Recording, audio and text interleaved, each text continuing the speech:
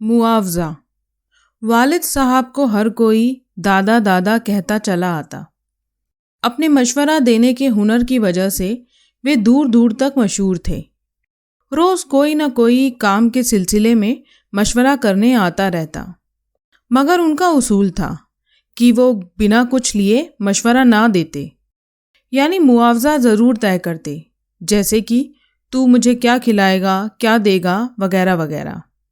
यही बात वो मुझे भी समझाते और कहते, अगर तू किसी के काम आए तो मुआवजा ज़रूर लियो। मुझे कारोबार वगैरह में दिलचस्पी ना थी, बस अपनी पढ़ाई से मतलब था। तालीम से फारिग होकर मुझे एक स्कूल में टीचर की पोस्ट मिल गई।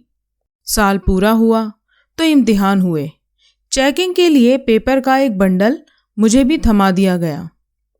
मेरे स्कूल में पढ़ने वाली शहनाज को ना जाने कैसे भनक लग गई और वो मेरे घर आ धमकी। आते ही वो मेरे कमरे में मेरे सामने हाथ जोड़कर कहने लगी, सर मेरा पेपर बहुत ख़राब हुआ है, इसमें आप मेरी मदद कर दें, मैं आपका एहसान ज़िंदगी भर नहीं भूलूंगी।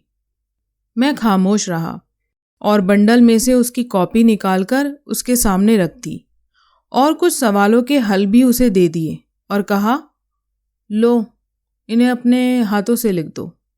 शहनाज ने जल्दी जल्दी सवालों के हल उतार दिए। अब तुम जाओ, मैंने कहा और वो चली गई। रिजल्ट का दिन भी आ गया। पता चला शहनाज अच्छे नंबरों से पास हुई है। फौरन मेरी आंखें उसे ढूंढने लगी। अचानक वो मुझे दूर पेड़ के नीचे खड़ी अपनी सहेलियों के साथ मौज मस्ती करती नजर आई। मैं जल्दी ही उसके करीब पहुंचा कि शायद वो मेरा शुक्रिया अदा करेगी और कुछ नहीं तो सलाम दुआ ही कर लेगी, मगर ऐसा कुछ नहीं हुआ। उसने मुझे देखकर भी अनदेखा कर दिया और वापस अपनी सहेलियों के साथ मौज मस्ती में लग गई। यह देख मैं गुमसुम स्कूल से बाहर घर की तरफ चल दिया।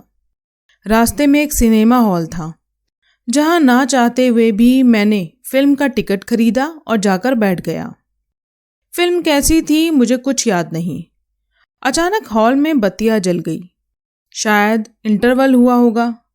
तब यह देखकर मेरी आंखें फटी की फटी रह गई कि मेरे आगे वाली सीट पर शहनाज इंग्लिश के टीचर जावेद के साथ बगलों में हाथ डाले बैठी थी। तभी मुझे सिनेमा हॉल के पर्दे पर दादा का मुंह चिढ़ाता हुआ चेहरा नजर आया, जैसे वो मुझसे कह रहे हों, बुद्धू कहीं का।